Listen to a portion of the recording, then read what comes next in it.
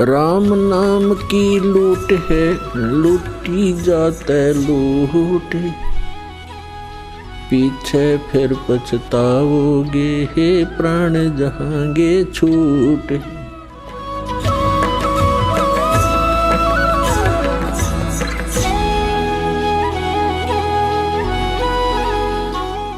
अब ये एक बार क्या था, परमात्मा कबीर जी काशी में गंगा घाट पर चले गए।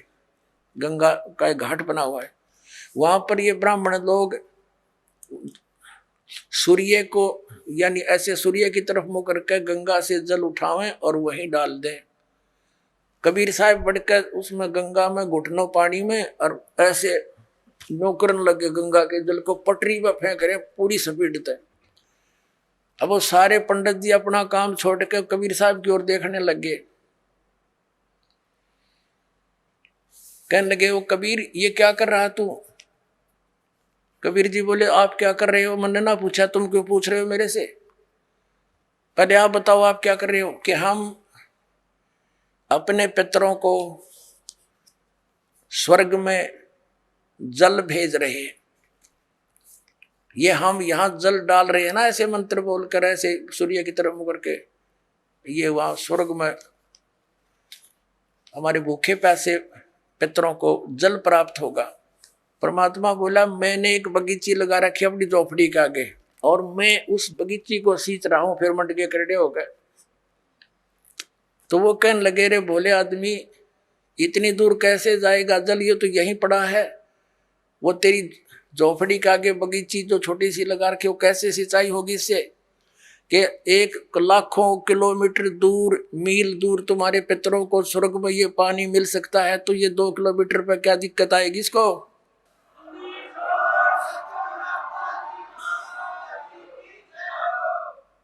तो उनकी चौंध टूट गई। पंडित जिया ने फिर अपना गलती स्वीकार की, माल की शरण ग्रहण करी। अपने आत्माओं वही यहां ये सिस्टम है। देखो, अब देखो इनके आगे फिर मार्कंडे पुराण हम पढ़ रहे हैं 92 पृष्ठ पे, 92 पे। उससे वृक्ष योनि में पड़े हुए पितर तृप्त होते हैं। अच्छा, वृक्ष तो है इतना बड़ा और पानी निचोड़ा कपड़े का उड़ा गंगा के किनारे, बताओ वृक्ष कैसे तृप्त होगा? उसमें तो बाल्टी भर गिरनी पड़ेगी। तो किसी मूर्ख बना रखे हैं देखो। और नहाने पर अपने शरीर से जो जल के कण इस पृथ्वी पर गिरते हैं, उनसे उन पितरों की तृप्ति होती है जो देव भाव को प्राप्त हो रहे हैं। देखो इनकी अकल। कहते हैं नहाने के बाद जो छींटे छाटे पृथ्वी पर पड़ते हैं ना, वो जो देवता बन गए उन पितरों की तृप्ति होती है। वो टट्टू देवता बन गए, जब इसे पानी तो छकेंगे उड़ा हुआ। तरह अकल बना मार रखी मारी। देखो देखो, नहाने पर अपने शरीर से जल के कण इस पृथ्वी पर गिरते हैं ना, उनसे उन पितरों की तृप्ति होती है जो देव भाव को प्राप्त हुए हैं, जो देवता बन रहे हैं। और पिंडों के उठाने से वो पिंड भरवाते हैं, अन्न के कण पृथ्वी पर गिरते हैं ना, उनसे पशु पक्षी योनियों में पड़े हुए पितरों की तृप्ति होती है। बता। वो पशु योनि में की तो भैंस बनकर खड़ी होगी, उनकी वह माई या दादी ताई काकी है, और उड़ा वह कण गिरे पृथ्वी पर कीता है। वह भैंस तो उड़े एक टोकरा ने भूस खावा डेली, एक कण तक क्यों कर छिकेगी वह है तेरा कैसे भाई? देखिए से मूर्ख बना रखा।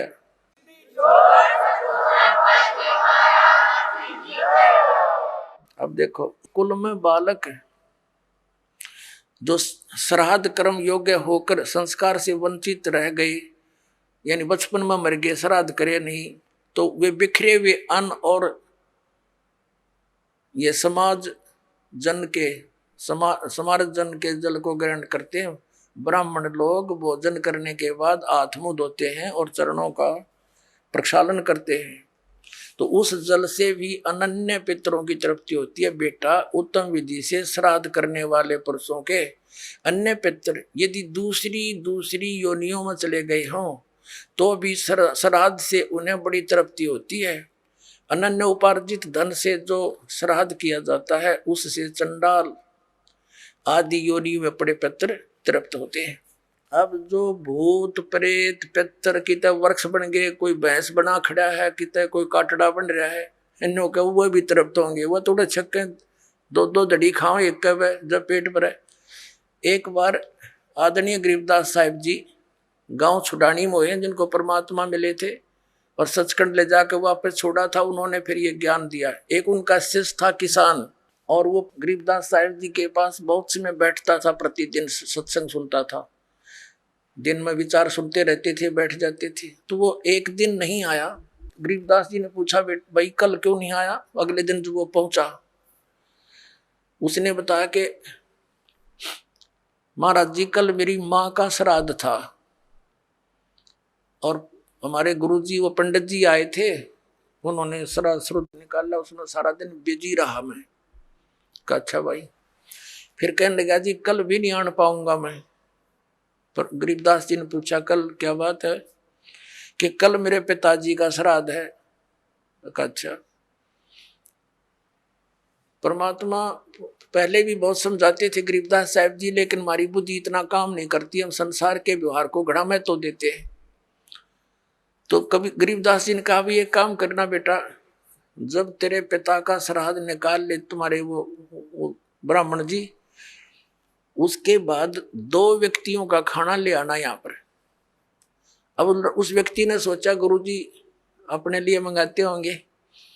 जब उनके गुरुजी ने सारा काम कर लिया, तैयारी उसने सब लगा दिया, भोग भाग कौवे कावे छका दिए, तो बाद में बचे हुए 2 रोटियों का 2 मनुष्यों का खाना लेकर के वो गरीबदास जी के मकान में आ गया। गरीबदास जी भी गृहस्थी थे, बाल बच्चेदार थे, किसान थे, लेकिन परमात्मा से परिचित हो चुके थे, तत्व ज्ञान से परिचित थे। उस भगत का ही खेत था, उसमें एक जोड़ी थी, छोटा सा तालाब जिसको लेट बोले। जब वो व्यक्ति लेकर आ गया 2 मनुष्यों का भोजन, गरीबदास जी कहने लगे आजा मेरे पीछे पीछे। अब उस व्यक्ति ने सोचा खेतों में कोई साधु संत आए होंगे, इनसे मिलने आते रहते हैं। वहां जाकर उस लेट से, उस जोहड़ से 1 किलोमीटर दूर उस खेतों में जो तालाब होते थे छोटे छोटे, पशुओं के पानी के लिए उसमें स्टोर कर लेते थे जल, तो उसके चारों तरफ झुंड खड़े हो जाते थे, झाड़ बोझड़े कांटेदार झाड़ियों के गुच्छे से बन जाते थे। उससे 100-200 फुट दूरी पर बैठ के गरीबदास जी भी वो लड़का व्यक्ति बैठा लिया और वहां कहा, आवाज लगाई उसकी माता और पिता का नाम लेकर, और उनसे कहा कि आ जाओ तुम्हारा पुत्र भोजन ले आए। उसमें से एक गीदड़ और गीदड़ी निकल कर आए और वहां आकर खड़े हो गए, और लीला थी गरीबदास साहिब जी की, और कहा बेटा ये तेरी माँ, ये तेरा बाबू, ये तेरा पिताजी, इन्हें खिला भोजन। वो दर दिया खोल कर उसने। अब वो छक गए दोनों, 1 मिनट खा गए फटाफट और खा कर भाग गए। अब गरीबदास जी बोले कि तुम्हारे गुरुजी क्या कह रहे थे कि 1 दिन के भोजन खिलाने से और 1 वर्ष तक तुम्हारे पिताजी पितर जो जिस भी योनि में है वो तृप्त रहेंगे। अखा जी ऐसे कह रहे थे, ये दोनों भूखे मरे थे, खा गए सारे ने, और भोगते ला के आए हो तुम्हें। अखा जी उस दिन पीछे कान पकड़ दिया कि जी बाढ़ में जाओ, या ये तो बकवास है सारी। तो छोड़ दी सारी वो लोकवेद और दंत कथा।